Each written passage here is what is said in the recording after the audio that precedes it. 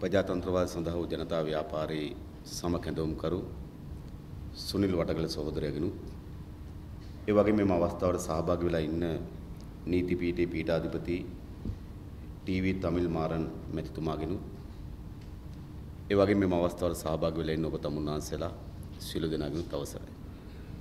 පළමු කොටම ප්‍රජාතන්ත්‍රවාදය සඳහා වූ ජනතා ව්‍යාපාරයේ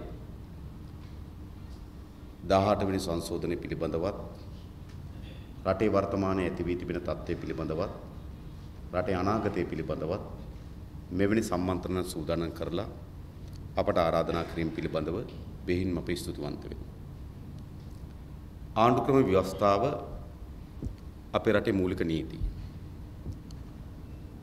ඒ ව්‍යවස්ථාව පිළිගන්නා ඉන්න පුළුවන්, ඒ ව්‍යවස්ථාව පිළිනගන්නා ඉන්න පුළුවන්. පිළිගැනීම නොගැනීම කවරක් වුවත් අපි හැමදෙනාම ඒ ආණ්ඩු ක්‍රම ව්‍යවස්ථාවට යට. ඒ මූලික නීතියට යට. ඒ නිසා මූලික නීතිය සකස් විය යුතු වන්නේ ප්‍රජාවන්ගේ සාතිස්සේ බහුතර ජනතාවගේ මූලික උවමනාවන් මූලික සිද්ධාන්තයන් ආරක්ෂා වෙන පරිදි. නමුත් 1978 ආණ්ඩු ක්‍රම ව්‍යවස්ථාව මුල සිටම සකස් වුණේ එවැනි දැක්මක් හෝ එවැනි උවමනාවක් පෙරදරි කරගෙන නෙවෙයි. 78 සිට 89 දක්වා මේ ව්‍යවස්ථාවට සංශෝධන 16ක් සැබවින්ම තියෙන 15යි සංශෝධන 16ක් ගෙනාවා. මේ සංශෝධනවල සියලුම දේශපාලන සංශෝධනවල, ඒ කියන්නේ දේශපාලන උවමනාව සහිත සංශෝධන වල මුඛ්‍ය පරමාර්ථය වී තිබුණේ එවකට පැවති ජයවර්ධන පාලනය තව තවත් ශක්තිමත් කර ගැනීම. උදාහරණයකට ගත්තොත් දෙවනි සංශෝධනය. කියන්නේ ආණ්ඩු ක්‍රම 1978 ආණ්ඩු ක්‍රම ව්‍යවස්ථාව අනුව එවකට යම් පක්ෂයක පක්ෂ සමාජිකත්වය ඉවත් කරොත් යම් മന്ത്രിවරයෙක්ගේ ඒ മന്ത്രിවරයාගේ පාර්ලිමේන්තු മന്ത്രി ධුරය අහෝසි වෙනවා. ඒ තමයි 78 ව්‍යවස්ථාවේ තිබුණේ. නමුත් දෙවෙනි සංශෝධනයක් ගෙනාවා එම අහෝසි වීම නීත්‍යානුකූල වෙන්න නම් පාර්ලිමේන්තුවේ മന്ത്രിවරු 85 දෙනෙක් ඒට කැමැත්ත ප්‍රකාශයට පත් කළ යුතුයි කියලා. එතකොට 1977 මැතිවරණයෙන් ආපු පාර්ලිමේන්තුවේ එවකට රජයට හැරුණකොට කිසිවෙකුට 85ක් සිටියේ නැහැ. උදාහරණයකට ශ්‍රී ලංකා නිදහස් පක්ෂයට 8යි හිටියේ. ශ්‍රී ලංකා නිදහස් පක්ෂය තීරණය කරොත් පක්ෂ සමාජිකත්වය ඉවත් කොට එහෙනම් ඉවත් වුණාට පසුව ඔහු മന്ത്രി ධුරයෙන් ඉවත් විය යුතුයි. නමුත් පාර්ලිමේන්තුවේ 85 දෙනෙකින් සම්මත වෙන්න ඕන. නමුත් ඒ 85 ශ්‍රී ලංකා නිදහස් පක්ෂයට නෙවෙයි. ඒ නිසා සැබවින්ම මේ මුඛ්‍ය පරමාර්ථ බවට පත් වී තිබුණේ විපක්ෂයෙන් ආණ්ඩුවට යන එක වළක්වා ආණ්ඩුවේ විපක්ෂයට ගෙනීම සඳහා පමණක් ඒ සංශෝධනය ඇතුළු කරා. හතරවෙනි සංශෝධනය විශේෂයෙන් පාර්ලිමේන්තු කාලය දීර්ඝ කර ගැනීම පිළිබඳ සංශෝධනය. ඒට ජනමත විචාරණයකට යන්න සිදු වුණා. අටවෙනි සංශෝධනය ගත්තොත් සරල සංශෝධනය. ජනාධිපති නීතිඥවරුන් රාජනීතිඥයන් ජනාධිපති නීතිඥයන් හැටියට ලම් කිරීම. 12 වෙනි සංශෝධනය ගත්තොත් එවකට සරත් මුත්තේටුගම මැතිතුමා විසින් පාර්ලිමේන්තුවට ගෙනාවා විධායක ජනාධිපතිවරයා අධිකරණයට ගෙන යා යුතුයි කියන සංශෝධනයක් ගෙනාවා පාර්ලිමේන්තුවට. 12 වෙනි සංශෝධනය හැටියට. සිද්ධ වුණ දේ තමයි විවාදේ පැවැත්වෙන අවස්ථාවේදී එක්සත් ජාතික පක්ෂ මන්ත්‍රීවරු විසින් සරත් මුත්තේටුගම මැතිතුමාව පුටුවෙන් උස්සලා අරන් ගිහලා එළිය වාඩි කරවලා තිබ්බා. ඇතුළට එන්න දුන්නේ නැහැ. ඒ නිසා 12ට උනේ මොකද්ද කියලා අදටත් නැහැ. අපි ඒව 12 මොකද්ද තිබුණේ කියලා හොයාගන්න තැනක්වත් නැහැ. ඒ නිසා ව්‍යවස්ථා සංශෝධන 18ක් තිබුණාට සැබවින්ම ව්‍යවස්ථාවට සංශෝධන ඇති වෙලා තියෙන්නේ 17යි 12 වෙනි සංශෝධනයේ විදිහට ඉවත් වූ සංශෝධනයකට තිබෙනවා. මම කියන්නේ එවැනි ඒ කියන්නේ දේශපාලනික හරයන් සහිත ව්‍යවස්ථා සංශෝධන තිබෙනවා. ඒ වගේම යම් පරිපාලන වුවමනාවන් සඳහා ව්‍යවස්ථා සංශෝධන තිබෙනවා. හැබැයි මේ ව්‍යවස්ථා සංශෝධන සම්මතු 15 වුණා. 1977 සිට 89 දක්වා සංශෝධන වූ ව්‍යවස්ථා සංශෝධන 15ම ඒ 15න් 14ක් පාර්ලිමේන්තුවේ 3/2 ප්‍රමාණවත් වුණා. එකකට පමණයි ජනමත විචාරණයකට යන්න උනේ. 14ම සම්මත වී තිබෙන පාර්ලිමේන්තුවේ 3/2. හැබැයි අලුත් ආණ්ඩු ක්‍රම ව්‍යවස්ථාව යටතේ සකස් කර ගන්න ලද පාර්ලිමේන්තුවක් නෙවෙයි තිබුණේ. තිබුණේ 1977 කේවල ඡන්ද ක්‍රමයට ආපු පාර්ලිමේන්තුව. අලුත් ව්‍යවස්ථාව අනුව පාර්ලිමේන්තුව බවට පත් වෙන්නේ සමානුපාතික ඡන්ද ක්‍රමයෙන් එන පාර්ලිමේන්තුව තමයි මේ ව්‍යවස්ථාව යෝජනා කරලා තිබෙන්නේ. එතන මේ 3-2 හදාගත්තේ කේවල ඡන්ද ක්‍රමයේ. නමුත් ඒ 6-5ක් තිබුණ ජයවර්ධනට. ඒ 6-5 හදාගත්තේ කේවල ඡන්ද ක්‍රමයේ.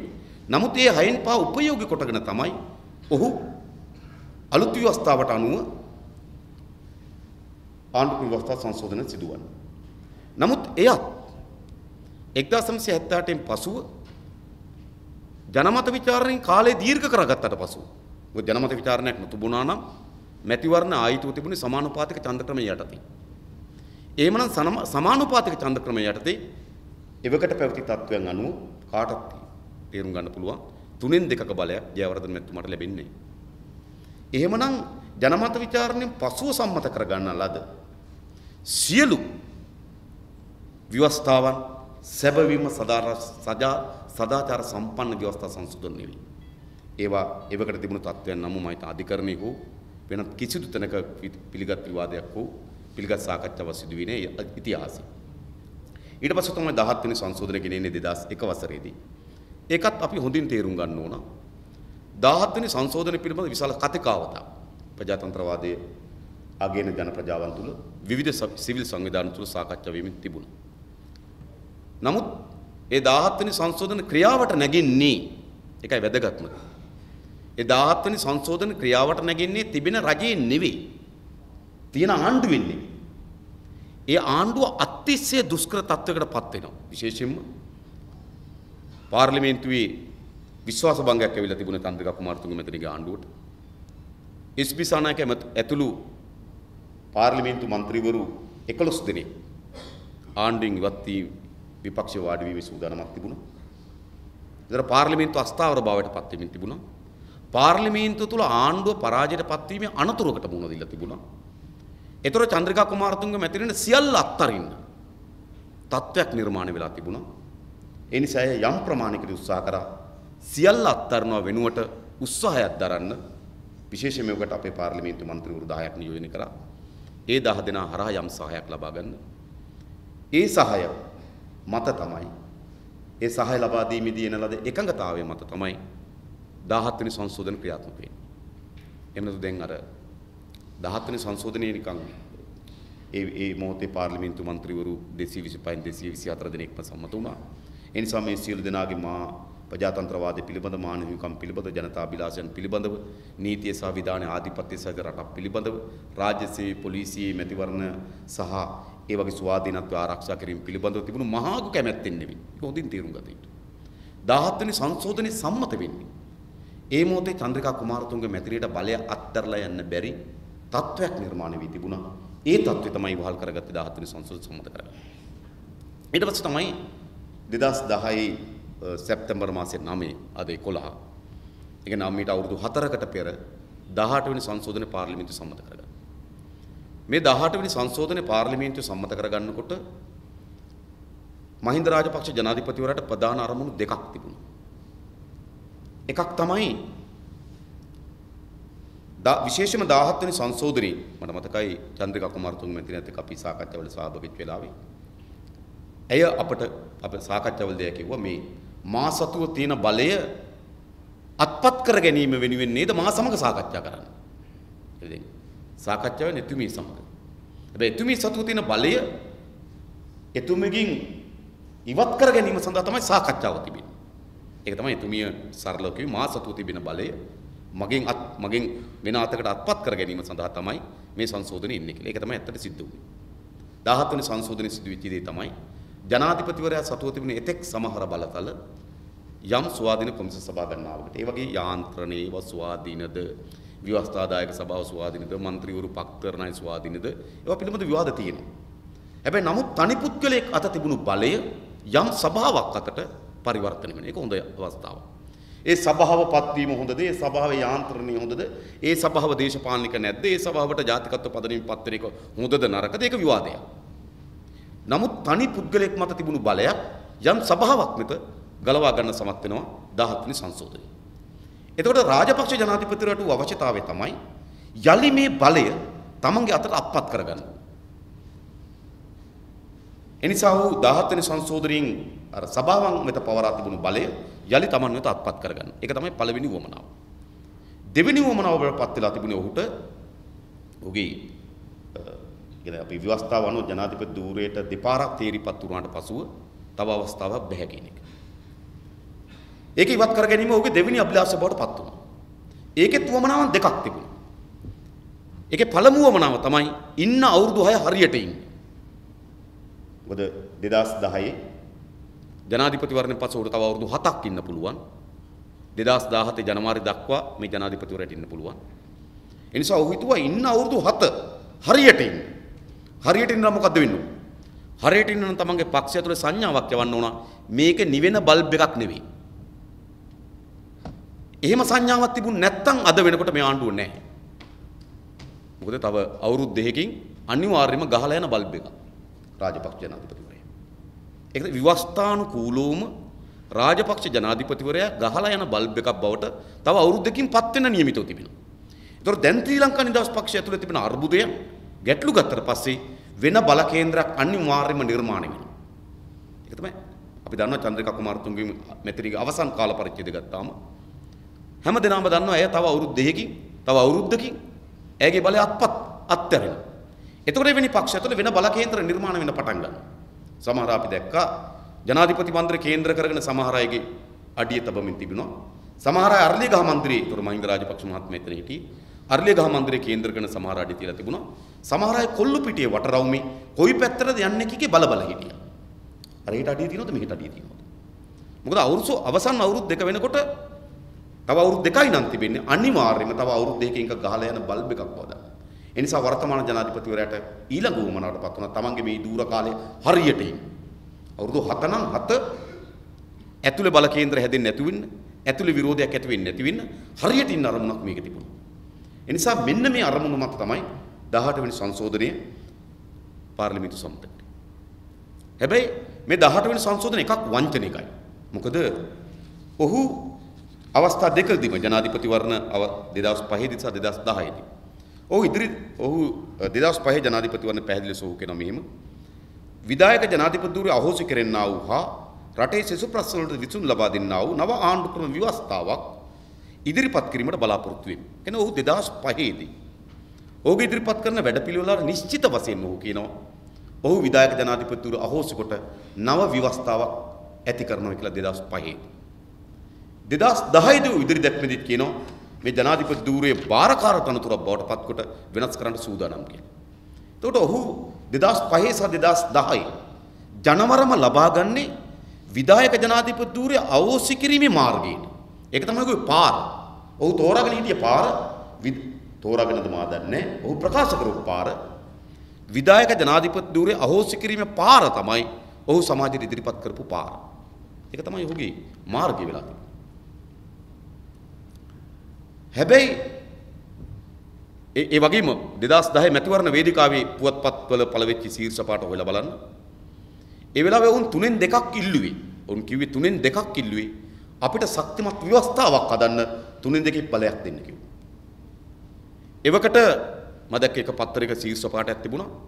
නිමල් සිරිපාල අමාත්‍යවරයාත්, දිනේෂ් ගුණවර්ධන අමාත්‍යවරයාත්, ජී.එල්. පීරිස් අමාත්‍යවරයාත් සැදුම්ලත් කමිටුවක් විසින් නව ව්‍යවස්ථාවක් කෙටුම්පත් කරමින් තිබෙනවයි කියලා. මේ කියන්නේ 2010 පෙබරවාරි මාසේ පුවත්පත්වල. එතකොට ඔහුගේ මැතිවරණ ප්‍රකාශන තුල සඳහන් කරන්නේ විධායක ජනාධිපතිතුරු ඉවත් කිරීමේ මාර්ගය තමයි ඔහු වැටි ඉන්නේ කියලා. ඔහු මැතිවරණ වේදිකාව තුල මැතිවරණ වේදිකාව සඳහා තබන මාධ්‍ය සාකච්ඡා තුල ඔහු ප්‍රකාශයටපත් කරමින් තිබෙන අලුත් ව්‍යවස්ථාවක් ඉදිරිපත් කිරීමට දැනටමත් කෙටුම්පත් කරමින් ඉන්න බව. ඒක තමයි ඔහු පාර්ලිමේන්තු මැතිවරණයේදී බලය අත්පත් කර ගැනීම වෙනුවෙන් ජනතාවට සම්ප්‍රේෂණය කරන අදහස. ජනතාව ඒවා කිරාමැල්ලා ඡන්දෙ දෙනවද නැද්ද කියන එක වෙනම කරුණ. ජනතාවට වැදගත්ද නැද්ද කියන එක වෙනම කරුණ. හැබැයි ඔහු කියපු කරුණේ ඔහුගේ ආණ්ඩුවේ අපේක්ෂකයන්ගේ කරුණ බවට පත් වෙලා තිබුණේ. එහෙමනම් ඔහුට පාර්ලිමේන්තුව ලැබෙන්නේ ඒ අරමුණ වෙනුවෙන්. හැබැයි ඔහු ඉටු කරලද්දී ඒ අරමුණ නෙවෙයි. ඔහු ඉටු කරලදී ඊට හාත්පසින් තවත් විධායක ජනාධිපතිවරයා සතුව තවත් බලතල එක්රැස් කර ගැනීම සහ සීමාවන් ඉවත් කර ගැනීම ගැන සංශෝධනයට උග වෙනවා. ඒ නිසා මේ 18 වෙනි සංශෝධනය වංචනිකයි. 1 2 තමයි ඇයි මේ ව්‍යවස්ථාව 3න් 2කින් සංශෝධනය කරන්න ඕන? අපේ ව්‍යවස්ථාව සංශෝධනය කිරීමේදී සමහර වගන්ති තියෙනවා 3න් 2ක් අවශ්‍යයි. සමහර වගන්ති තියෙනවා ජනමත විචාරණයක් අවශ්‍යයි. ඇයි? මොකද මේක රටේ ජනතාවගේ මූලික නීතිය. ජනතාවගේ ඉතාමත් සංවේදී ඉතාමත් වැදගත් කරුණවලදී පාර්ලිමේන්තුවේ 3න් 2 විතරක් ප්‍රමාණවත් නැහැ. ජනතාවගේ කැමැත්ත ඕන ඒ නීතිය වෙනස් කරන්න. ඒක තමයි 4 වෙනි සංශෝධනයට උනේ පාර්ලිමේන්තු කාලේ දීර්ඝ කර ගැනීම සඳහා ගෙනෙන සංශෝධනය සිද්ධ වුණේ. පාර්ලිමේන්තු කාලේ දීර්ඝ කර ගැනීම වලින් සංශෝධනය 3න් 2කට පමණ ප්‍රමාණවත් නැහැ. ඒක ජනමත විචාරණයකට යා යුතුයි කියන අදහස ආවා. එන තමයි ඒක ජනමත විචාරණයකට ගියේ. හැබැයි සමහර වගන්ති තියෙන 3න් 2 ප්‍රමාණවත්. ඒ 3න් 2 කියන එක එන්නේ මේ නිකන් නේ 3න් 1 කියලා ඉලක්කමක් තියෙනවා නේ 3න් 2 කියලා භාග ඉලක්කමක් තියෙනවා 2න් 1 කියලා භාග ඉලක්කමක් තියෙනවා. ඒ නිසා 3න් 2 කියන භාග ඉලක්කම තෝරගමු. නේද 3යි 2යි 5යි පංචශීලයේ සමාජයක් අපේ සමාජයේ ජී.ආර්. හෙඩි ධර්මික සමාජය. ඒ නිසාද මේ 3න් 2 ආවෙන්නේ නැහැ. සමානුපාතික ඡන්ද ක්‍රමය යටතේ කවර කෙනෙක් හෝ 3න් 2ක් ගන්නවා නම් ඒක සාතිශය බහුතර ජනතා කැමැත්ත. එහෙම නැතුව 3න් 2ක් ගන්න බෑ. සමානුපාතික ඡන්ද ක්‍රමය යටතේ කවර හෝ කෙනෙක් 3න් 2ක් ගන්නවා නම් අඩුම තරමේ 70%ක ඡන්ද ප්‍රතිශතයක් ඕන. දැන් රාජපක්ෂ මහත්තයා හදාගත්ත 3න් 2 බලන්න. ඒ 3න් 2 ඇතුලේ පොළොන්නරුවේ එක മന്ത്രിවරයෙක්වත් නැහැ විපක්ෂේ. එහෙම ඡන්දයක් ඉන්නේ නැහැ කවදාවත්. දිගමණ්ඩල දිස්ත්‍රික්කේ එකම മന്ത്രിවරයෙක්වත් නැහැ විපක්ෂේ සියලු දෙනා ආණ්ඩුවේ. නුවරඑළිය දිස්ත්‍රික්කේ කිසිදු മന്ത്രിවරයෙක් නැහැ 3න් 2ට එරෙහි වුණු සියලු දෙනා ආණ්ඩුවේ. එහෙම ඡන්ද ප්‍රතිඵලයක් ඉන්නේ නැහැ කවදාවත්. ඒ කියන්නේ මේ හදාගත්ත 3න් 2 හදාගත්තේ ජනතා කැමැත්ත නෙමෙයි. 3න් 2ක් සකස් යම් ආණ්ඩුවකට 3න් 2ක් හදාගන්න පුළුවන් කියලා කියන්නේ ඒ ආණ්ඩුවට සාතිශය ජනතාවගේ කැමැත්තක් තිබෙනවා. ඒ ආණ්ඩුවට සාධාරණ අයිතියක් තියෙනවා විවස්ථාව සංශෝධනය කරන්න. ඒක තමයි ඒකේ ඇතුලේ සැඟවුණු අදහස ඒක. ඒක තමයි 3න් 2 කියන එක එන්නේ. සමානුපාතික ඡන්ද ක්‍රමය යටතේ කවර හෝ ආණ්ඩුවක් 3න් 2ක් ලබා ගන්නවා නම් ඒක සාතිශය බහුතර ජනතා කැමැත්තක්. ඒ කැමැත්ත තියෙන ආණ්ඩුවකට පුළුවන් විවස්ථාවේ යම් සංශෝධන කරන්න. ඒක තමයි 3න් 2 කියන එක මුඛ්‍ය පරමාර්ථ බවට පත් වී තිබුණේ. හැබැයි සිදු කරේ කොහොමද? පාර්ලිමේන්තුවේ 3න් 2ක් රාජපක්ෂ ජනාධිපතිවරයාට තිබුණේ නැහැ. වෘත්තීය 142යි മന്ത്രിතුමෝ. මේ සඳහා 162ක ඡන්ද ලැබුණා. ඊටු 20 ලබා ගත්තේ කොහොමද? හකිම් මහත්මයා ලබා ගත්තේ කොහොමද? කාදර් මහත්මයාගේ ඡන්ද ලබා ගත්තේ කොහොමද? කාදර් මහත්මයාට නඩුවක් තිබ්බා. සමෘද්ධි මුදල් හොරකම් කරා කියලා උසාවි සමෘද්ධි මුදල් ලක්ෂ 10ක් හොරකම් කරා කියලා. කාදර් මහත්තයා ආණ්ඩුව මාරු කරාට පස්සේ ආණ්ඩුව පැත්ත මාරු කරාට පස්සේ කාදර් නීතිපතිවරයා ගිහිල්ලා කාදර්ගේ නඩුව ඉල්ලාස් කරගත්තා. ඒතර කාදර් මාරු වෙන්නේ කුමකටද? තමන් පිළිබඳව අධිකරණයේ නඩුවක් විභාග වෙමින් තිබෙනවා. ඒ නඩුවෙන් තමන්ට දඬුවම් ලැබීමේ අනතුරක් තිබෙනවා. ඒ නිසා ඔහු විසින් මොකද කරන්නේ? ආණ්ඩුවට යනවා. ආණ්ඩුව විසින් මොකද කරන්නේ? නීතිපතිවරයා ඇවලා ඒ නඩුව ඉල්ලාස් කරගන්නවා. ඒතර කාදර්ගේ ඡන්දෙත් මේ 3න් 2ට තියෙනවා. හකිම් මහත්මයා කොහොමද ඇයි එකතු වුනේ? හකිම් මහත්මයා එකතු වුනේ හරි පැහැදිලි. ඔහුගේ පක්ෂෙ දෙකට වීමක් තිබුණා. හකිම් අමාත්‍යවරයා යන්නේ නැත්තම් කණ්ඩායමක් යන්න හිටියා. හකිම් මහත්මයා තමන්ගේ පක්ෂය ආරක්ෂා කරගන්න සියලු දෙනාම ගිහිල්ලා කිව්වා අපි එකට ඉන්නවා කියලා. එතකොට මේ 3න් 2 ජනතාවගේ කැමැත්ත මත ගොඩනැගෙන ලද 3න් 2ක් නෙමෙයි. මේ 3න් 2 විවිධ නඩු, විවිධ අල්ලස් දීම්, විවිධ මදන සමහර අයගේ බැංකු ගිණුම් හිර වෙලා තිබුණා. ඒ බැංකු ගිණුම් පියවා ගැනීම අර්බුදයකට මුහුණ දීලා තිබුණා. එක් අයගේ මම ඉතාව වගකීම් කෙනෙක් එක්කයගේ මම අසනීප වෙලා ඕස්ට්‍රේලියාවේ බෙහෙත් තරමින් මව හෝ බිරිඳ ඕස්ට්‍රේලියාවේ බෙහෙත් තරන් තිබුණා. විශාල බිල් සංඛ්‍යාවක් ගෙවන්න හිර වෙලා තිබුණා. ඒ වගේ වාගෙනින් වෙනුව ආණ්ඩුවට ගියා. මෙහෙම හදාගත්ත 3න් 2ක් නේ.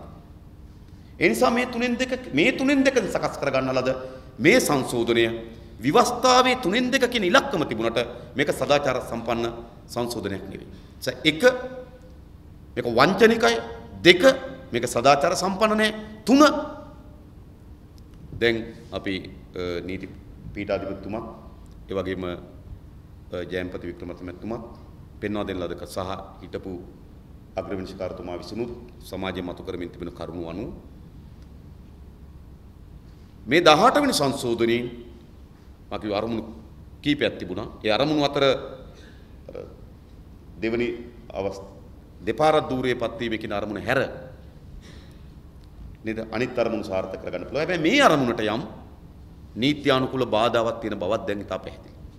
ඒක නීති ශාස්ත්‍රීය බාර කටයුත්ත. නමුත් ඒක දැන් මතයක් හිටියට තිබෙනවා. ඒ වුණා මේ 18 වෙනි සංශෝධනයේ එක පැත්තකින් වංචනිකයි, අනිත් පැත්තකින් සදාචාර සම්පන්නනේ, අනිත් පැත්තෙන් ගත්තොත් මේකේ සමහර වමනාවන් නීත්‍යානුකූල විට කරගන්නත් බෑ.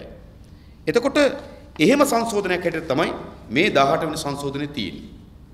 ඊළඟ දැන් මේ 18 වෙනි සංශෝධනයෙන් පසුව ජනාධිපතිවරයා වෙත 18 වෙනි සංශෝධනයෙන් පසුව ජනාධිපතිවරයා අසීමිත බල අත්පත් කරගන්නවා.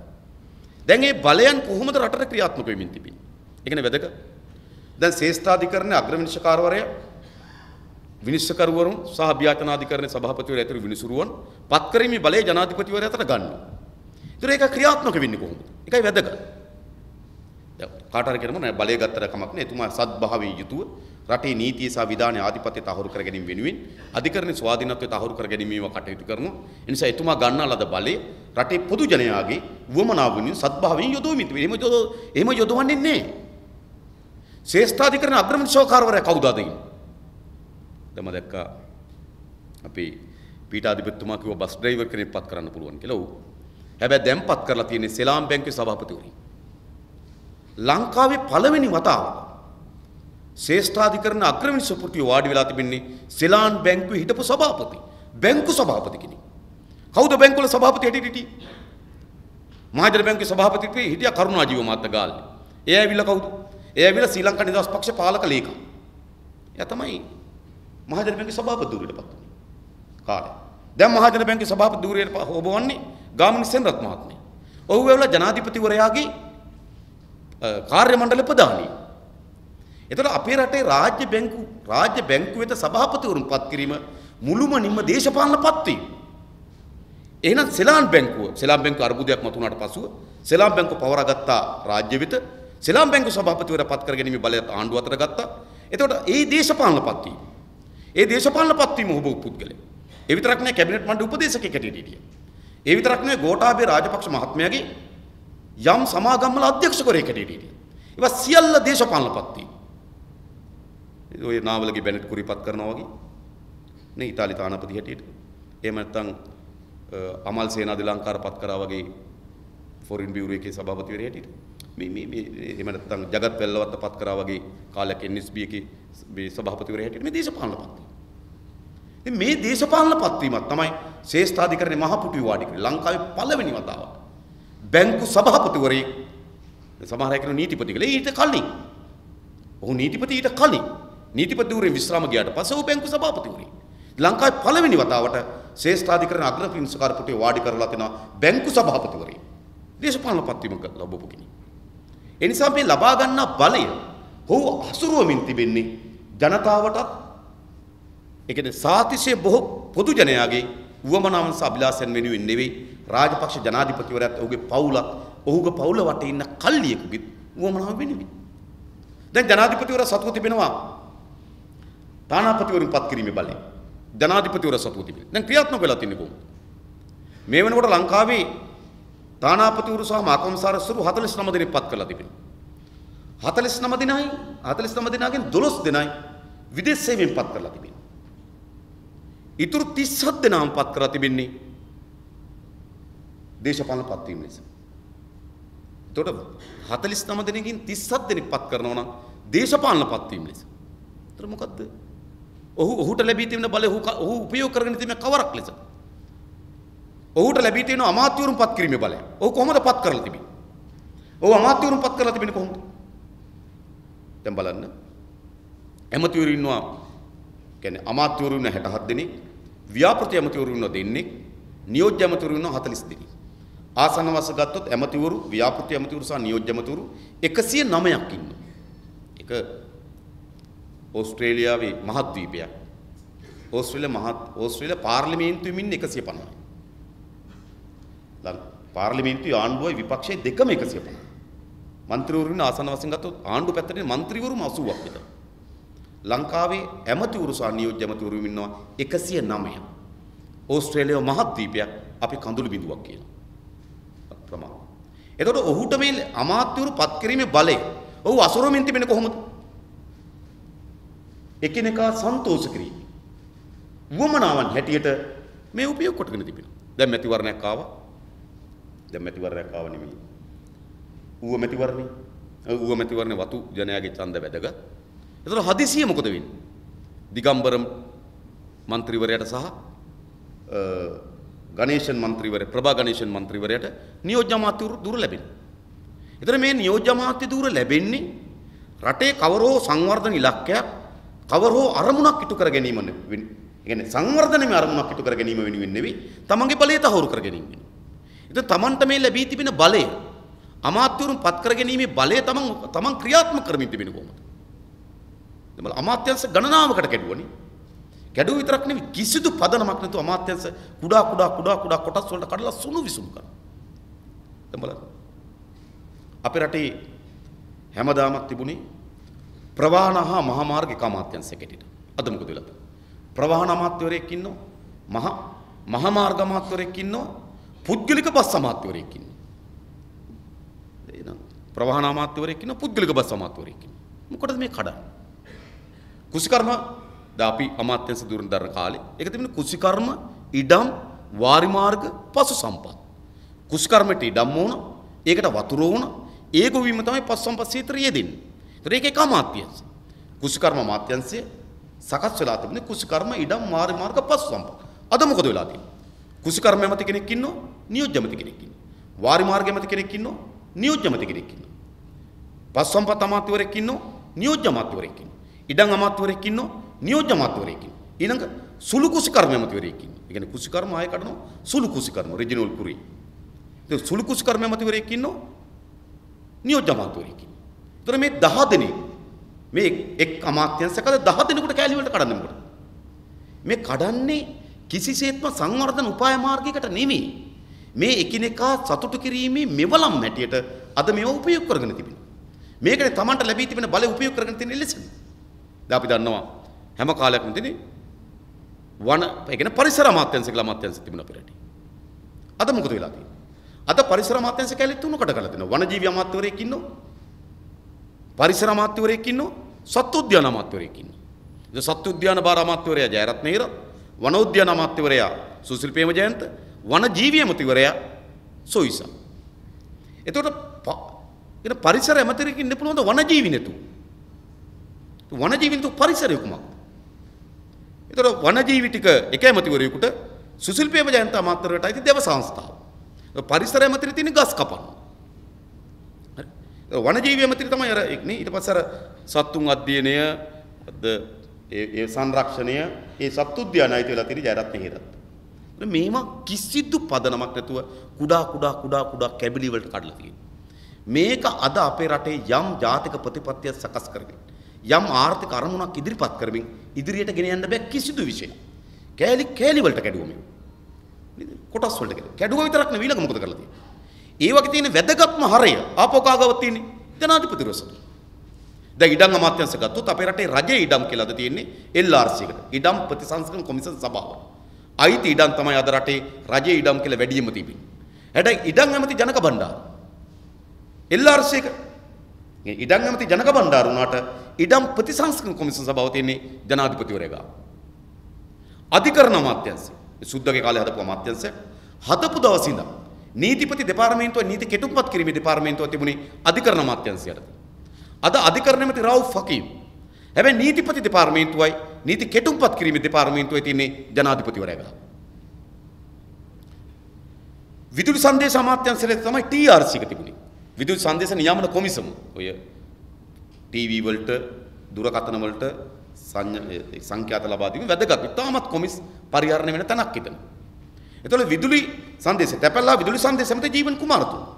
හැබැයි TRC එක විදුලි සංදේශ නියාමන කොමිසම තිබෙන්නේ ජනාධිපතිවරයා එක. ඒක තමයි වැඩිම කොමිස් කරගෙන යන. ඒක ජනාධිපතිවරයා අතර ගන්න.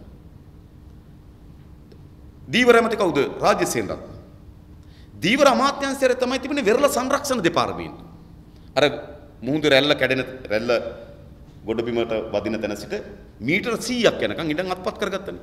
ඒ ඉඩම් සියල්ලයි වෙරළ සංරක්ෂණ දෙපාර්තමේන්තුවට. වෙරළ සංරක්ෂණ දෙපාර්තමේන්තුව දීවර අමාත්‍යාංශ ගොඩනගපු දවසේ ඉඳන් තිබුණේ දීවර අමාත්‍යාංශයට තියෙන. හැබැයි අද මොකද වෙලා තියෙන්නේ? ඒකේ තමයි වටිනාම ඉඩම් ටික තියෙන්නේ. වෙරළ තීරයේ තියෙන වටිනාම ඉඩම් ටික තියෙන්නේ වෙරළ සංරක්ෂණ දෙපාර්තමේන්තුව ගාව. දීවර එමෙති රාජිත් සේනරත්න වෙරළ සංරක්ෂණ දෙපාර්තමේන්තුව තියෙන්නේ ජනාධිපතිවරයා ගාව. මේවා කොටස් වලට කඩනවා විතරක් නෙවෙයි ඒ කොටස් වල තියෙන වැදගත්ම ආයතන ජනාධිපතිවරයාගේ අතට අරන් තිබෙනවා. ඒක තමන්ට මේ අමාත්‍යාංශ බෙදීමේ බලය හසුරුවමින් තිබෙන්නේ රටේ ඉදිරි දැක්මක් අනුව ප්‍රතිපත්තියෙන් ඒ ප්‍රතිපත්ති පිළිගන්නව නැද්ද කියන එක වෙනම දෙයක්. හැබැයි තමන්ගේ ප්‍රතිපත්තිය හෝ ක්‍රියාවට නැගීමට සඳහා වූ සැලැස්මකට නෙවෙයි. ඒකේ තියෙන වැදගත්ම හරය අත්පත් කරගෙන කවුද නැවත ජනාධිපතිවරයා ගාව. අමාත්‍යාංශ සුණු විසුණු කරනවා. ඒ වැදගත්ම කොටස ජනාධිපතිවරයා අත්පත් කොටගෙන තිබෙනවා. උදාහරණයකට ගත්තොත් වර්තමාන ජනාධිපතිවරයා ගාව තියෙන ආයතන 100කට වඩා වැඩි ප්‍රමාණයක්. ඔබ හිතන ආයතන 100ක්. රටේ වැදගත්ම අමාත්‍යාංශ. ආරක්ෂක හා නාගරික සංවර්ධන අමාත්‍යාංශය. නීතිය හා සාමය පිළිබඳ අමාත්‍යාංශය. වරාය අමාත්‍යාංශය. මහා මාර්ග අමාත්‍යාංශය. කාලයක් ගුවන් කැලේ තිබුණා දැන් ගුවන් කැලේ ගලවලා දුන්නා. හරිද? මුදල් අමාත්‍යාංශය. මුදල් අමාත්‍යාංශය, රාජ්‍ය ආරක්ෂක අමාත්‍යාංශය, නාගරික සංවර්ධන අමාත්‍යාංශය, නීතිය හා සාමය පිළිබඳ අමාත්‍යාංශය, මහා මාර්ග අමාත්‍යාංශය, වරාය අමාත්‍යාංශය ඇතුළු මේ සියල්ල තියෙන ජනාධිපතිවරයා. එතකොට අද කිරුණානන්ගේ පාරවල් හැදෙනවා. හැදෙනවා කියලා කියනවා. ඒක ඉතින් ජනාධිපතිවරයා ගාවට. වරායවල හැදෙනවා කියලා කියනවනේ. වරාය තියෙන ජනාධිපතිවරයා ගාව. ඊට පස්සේ ගුවන්තොටුපළවල හැදුණානේ. හැදෙන කාලයක තිබි ජනාධිපතිවරයා ගාව. කොළඹ ලස්සන වෙනවා කියලා කියනවනේ. ඒක තියෙන ජනාධිපතිවරයා ගාව. එතන මේ සියල්ල තියෙන ජනාධිපතිවරයා ගාව. ආයතන 100කට වඩා වැඩි ප්‍රමාණයක් මේ ජනාධිපතිවරයා සතුව තිබෙනවා. ඔබ හිතන්න රටේ වැදගත් ආයතන 100ක් තනි පුද්ගලයෙක් මෙහෙවන්නේ කොහොමද? මේ විශ්ම කර්මෙද්ද නේ අපි හොඳට දන්නවා මේ මැදමුණන මයින්ද. අපි නොදන්න කෙනෙක්ද මේ? එයාගේ සීමාමයින්, එයාගේ හැකියාවන්, එයාගේ ඒ ඔක්කොම අපි හොඳට දන්න කෙනෙක්. ඒක මම කියන්නේ. ඔහු කොහොමද ආයතන 100ක් මෙහෙවන්නේ කොහොමද? රටේ වැදගත්ම ආයතන 100ක්. ඔහුට මෙහෙවන්න කොහොමද හැකියාව ලැබෙන්නේ? ඔහුට ආයතන මෙහෙම විතරක් නෙවෙයි ළමයි වඩා ගන්න තිබෙනවා. යකඩ හම්බෙන්න තියෙනවා. ඉතින් හිතන්නනේ සාමාන්‍ය නේද ඔහුට තියෙන සාමාන්‍ය අපි දකින අපි දකින ඔහුගේ වැඩ ගත්තොත් ඒ කිසිවක් මේ අමාත්‍යාංශ වල වැඩ නෙවෙයි. අපි ඔහුගේ දකින ඔහුට අපි රූපවාහිනී නාලිකා හරහා මාධ්‍ය නාලිකා හරහා පෙන්වන වැඩ ඔක්කොම ගත්තොත් ජනාධිපති ධූරයට අමතර වැඩ. ඒතර අමතර වැඩ මෙච්චර කරමින් ආයතන 100 පාලනය කරන්නේ කොහොමද? ඉතින් මේ තනි පුද්ගලයෙක් අතට අසීමිත ආයතන සංඛ්‍යාව ඒකාබද්ධ කර ගැනීම නතර කරන්න ඕනේ නැද්ද? මේක වෙනස් කරන්න ඕනේ. ආයතන 100කට වඩා වැඩි ප්‍රමාණයක් තනි පුද්ගලෙක් මෙහෙවන්නේ කොහොමද? හරි සරලයි මේක. මාර්ග අමාත්‍යාංශය මෙහෙවන්නේ කොහොමද? මාර්ග අමාත්‍යාංශ ලේකම් ජනාධිපතිවරයාට කෝල් එකක් අරන් කියනවා. මන්නාරමේ සිට විල්පත්තුව පාර හදන්න අපි තීරණයක් ගත්තා. ජනාධිපතිවරයා කියන බොහොම හොඳයි කියලා. ඊළඟ අහනවා ඒ පාර කවුද ඉල්ලලා තියෙන්නේ? ඒතකොට කියනවා චීන සමාගමක් ඉල්ලුවා, ඉන්දියන් සමාගමක් ඉල්ලුවා, ලංකාවේ මාග ආයතන ඉල්ලුවා. ඊට පස්සේ ඒගොල්ලෝ කීය කිව්වද? චීන සමාගම මෙච්චරක් යනවා කිව්වා. ඉන්දියන් සමාගම මෙච්චරක් යනවා කිව්වා. මාග ආයතන මෙච්චරක් යනවා කිව්වා. ඒගොල්ලෝ අපිට කීයක් දෙනවා කිව්වද? චීන මෙච්චර දෙනවා කිව්වා. ඉන්දියන් කාර්ය මෙච්චර දෙනවා කිව්වා. මාග මෙච්චර දෙනවා. කවුද වැඩියෙන් දෙනවා කිව්වේ? චීන. එහෙනම් දීපන් කියලා. එච්චරයි. ඒ ඔය ආයතන ඊට වඩා කොහොමද ඔබ හිතන්න? ඊට වඩා කොහොමද රටේ වැදගත් ආයතන 100ක් තනි පුද්ගලෙක් පාලනය කරන්නේ? ඒ දුරකථනයෙන් මහා මාර්ග අමාත්‍යාංශ වැඩ ටික ඉවරයි. ඊළඟ තව කෝල් එකකින් ඕනනම් වරාය සංවර්ධන විදිහටම කරගන්න පුළුවන්. උත්තරයි කරන්නේ. ඉතින් මේක ඒ කියන්නේ රටේ මූල්‍ය ඒ කියන්නේ රටේ වියදම් වලින් මතක තබා. රටේ වියදම් වලින් 48% තියෙන ජනාධිපතිවරයා අතේ. රටේ සමස්ත වියදමෙන් 48%ක් ජනාධිපතිවරයා සහ බැසිල් රාජපක්ෂ අතේ. නාගරික සංවර්ධන ගෝඨාභය කියලා හිතමු ලේකම් නේ ඒ තුන් දෙනා අතේ. ඒ සොහිරන් තිදෙනා අතේ තමයි රටේ මූල්‍ය වියදමින් 48%ක් තිබෙන්නේ. ඉතින් ඉතුරු 52කට 109ක් වුණා. බෑනේ ඉතිරි 52කට තියෙන්නේ. ඒ 52කට 109ක් මොකටද? ඒ කියන්නේ මේ පවුල ගලිවර්ලගේ අරගොල්ලෝ ලිලිපුට්ටුද? එනේ ඒගොල්ලන්ට මුකුත් කරගන්න බැරි නිකන් නේ ඒ නිසා ඒ ටිකට 109ක් වුණා. මේ ටිකට 48. මේ 48ට 3 දෙනෙක් වුණා. දැන් මේ වගේ අත තමයි මුදල් සැරිසරන්නේ. රජයේ වැදගත්ම මහ භාණ්ඩාගාරයේ මුදල් වැඩිම සැරිසරන තැන් ටික ඔහු අත්පත් කරගෙන තිබෙනවා. ඒකනේ මේ කරලා තිබෙන්නේ. ඒ විතරක්. ඊළඟ මේකේ තිබෙනවා දැන් අපි පීඨාධිපතිතුමා කිව්වා දැන් මොහු බහු විවාහයක් කරගත්තොත් මොකද වෙන්නේ කියලා. එක ප්‍රශ්නයක්. මට තියෙන ප්‍රශ්නේ තමයි සිරන්තිට ඩිවෝස් වෙන්න ඉතුරුත් මොකද කරන්නේ? බහු විවාහයක් කරගත්තොත් අපිට ප්‍රශ්නයක් තියෙනවා. ඒක කොහොමද ඌට විරුද්ධව නඩු පවරන්නේ? හැබැයි ජනාධිපති ආර්යාවට හිතුනොත් දැන් දික්කසාද වෙන්න ඕන කියලා. නේ එයාට ඒකට නඩුවක් පවරන්නත් බෑ. හරි එතකොට මොහුට මේ නීතිමය රැකවරණයක් ලැබිලා තිබෙනවා. ඔහුට විරුද්ධව නඩු පවරන්න බෑ කියලා. එකක්. ඒ විතරක් නෙවෙයි. ඔහුට විරුද්ධව නඩු පවරන්න බෑ විතරක් නෙවෙයි. ඊළඟ වැදගත් කොටස තමයි ඔහුට සිරගත වූවන්ට සමාව දීමේ බලයකුත් තියෙනවා. ඒක නේ ඊළඟ කොටස. ඔහුට නඩු පවරන්න බෑ. ඒක මුක්තියක් ඒ පැත්තෙන් ලැබෙනවා. ඊළඟ පැත්තෙන් ලැබෙන ඔහුට දඬුවම් ලැබෙපු කෙනෙක් නිදහස් කිරීමේ බලයකුත් තියෙනවා. දැන් මේකදී ඔබට මතක ඇති. ජනාධිපති ආරක්ෂක අංශය සම්බන්ධ වුණායයි කියලා රූකාන්ත සහ චන්ද්‍රලේඛාලාට හිරියරයක් වූවයි කියලානේ. රූකාන්ත ඒ කොණ්ඩ කපලා තාඩට පීඩන කරයි කියලා නඩුව විභාග කරලා ඒ ජනාධිපති ආරක්ෂක නිලධාරීන්ට සිර දඬුවමක් නියම කරා. සිර දඬුවමක් නියම කරා. ඒකට ඒක තමයි නීතිය. නීතිය අනුව විභාගයට ලක් කරා. ඔවුන් පීඩාවට පත් කරලා තිබෙනවා. ඔවුන් ඒ පීඩාවට තමන්ගේ බලයේ අයිතු ලෙස උපයෝග කරගෙන පීඩාවට පත් කරලා තිනවා. ඒ අනුව ඔවුන් හිරයට නියම කරනවා. චන්ද්‍රලේඛා සහ රූකාන්ත ලිපියක් කරන ජනාධිපතිවරයාට නෑ සමාව දෙන්න කියලා.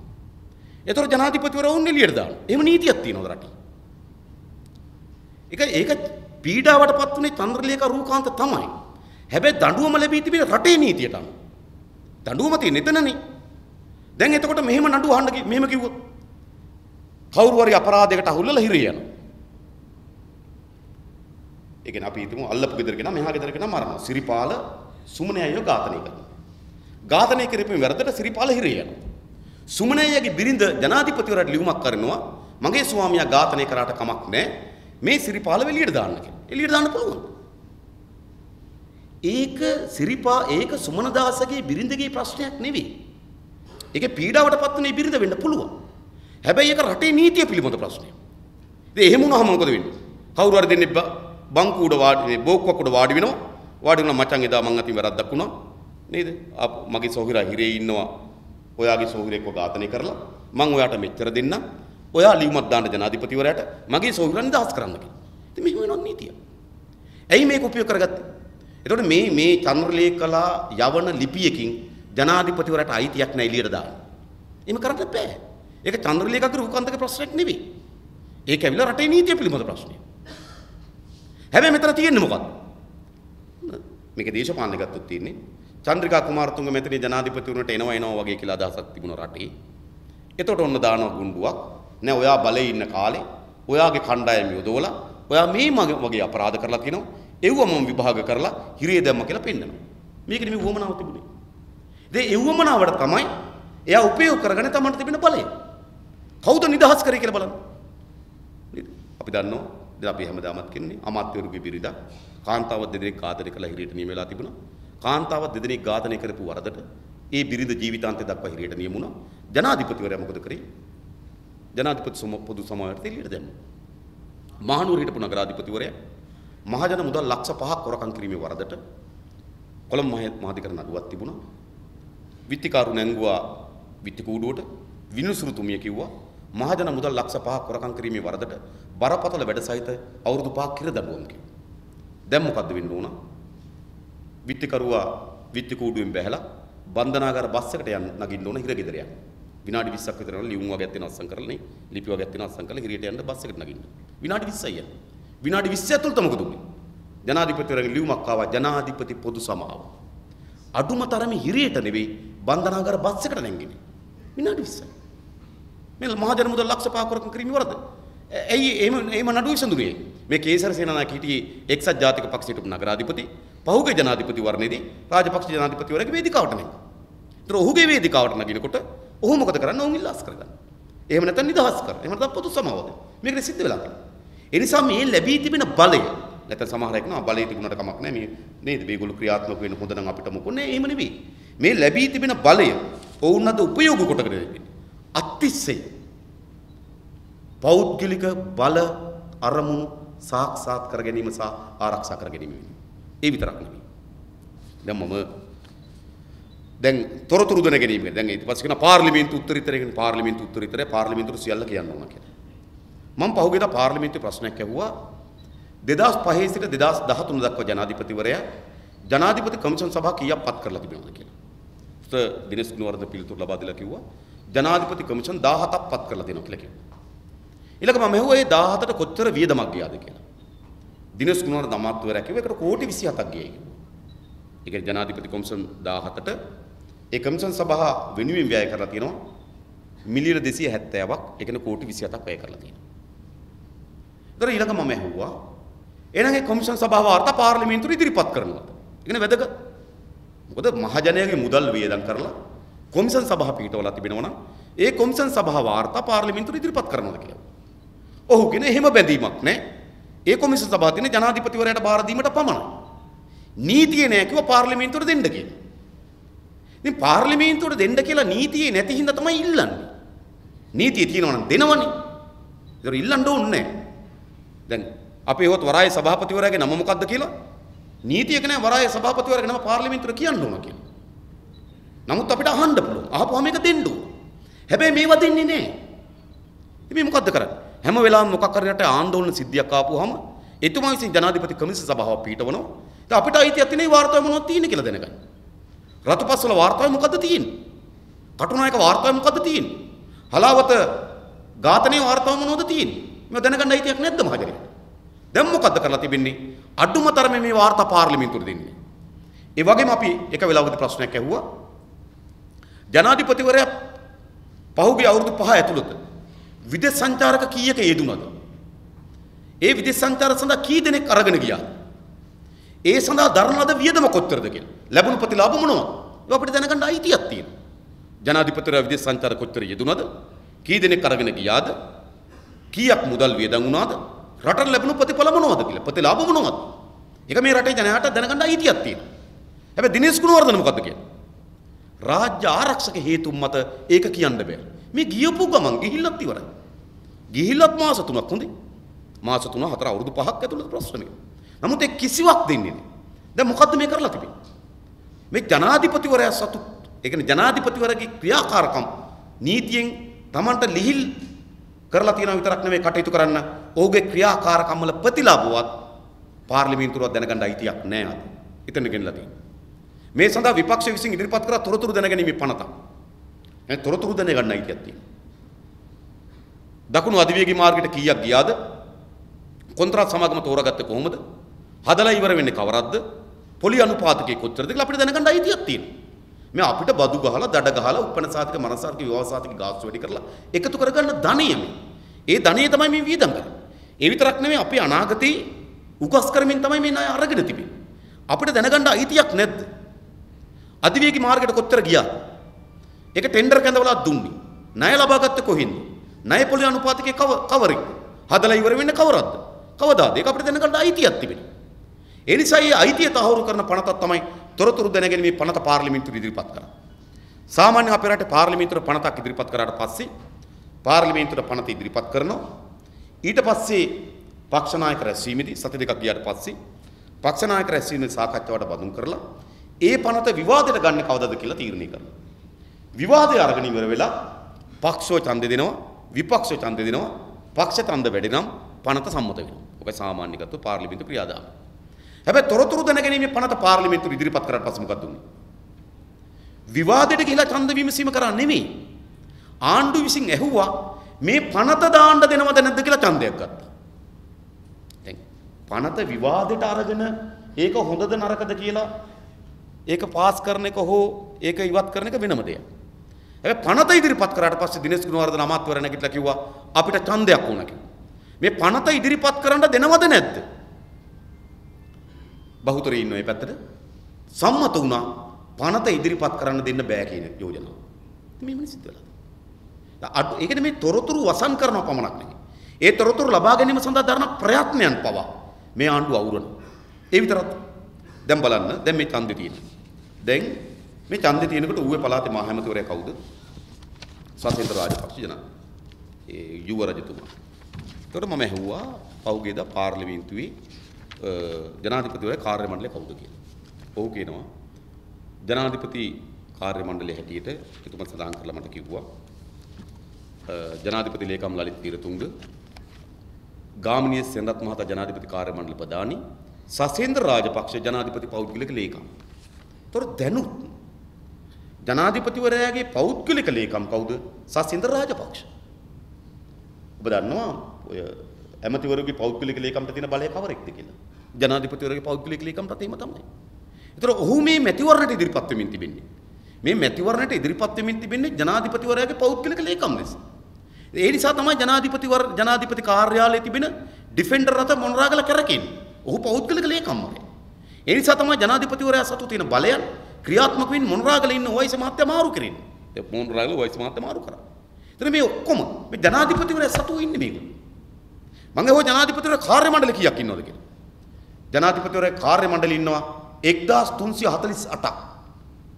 1348 ජනාධිපති කාර්ය මණ්ඩල. වියදම කීයද? මිලියන 1340යි. කෝටි 134යි ජනාධිපතිවරයා කාර්ය මණ්ඩල වෙනුවෙන් වියදම. එහෙම වියදමක් දරන්න ඕන.